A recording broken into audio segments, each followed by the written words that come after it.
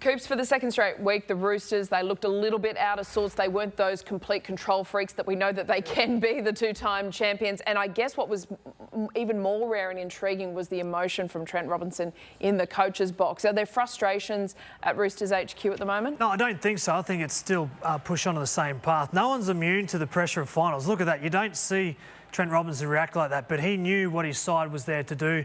He had his coaching tested this last week during the response from the South Sydney performance, but he got off to the start that he needed to.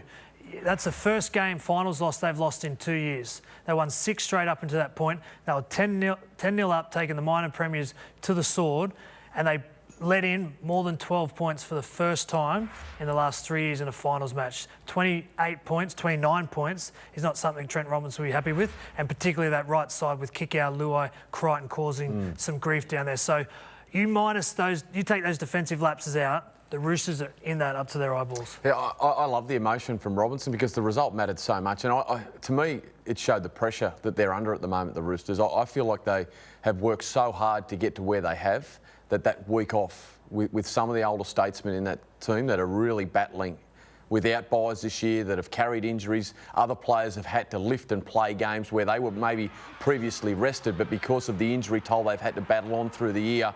And they looked tired at times the other night. But the fact that Robinson didn't go with Lachlan Lamb really surprised me. Freddie Lussick having to go into that game with only 5 NRL games under his belt, and he went with the elder statesman who has been so reliable, Orbison, but he just didn't come up to the mark, if I'm being honest, at dummy half.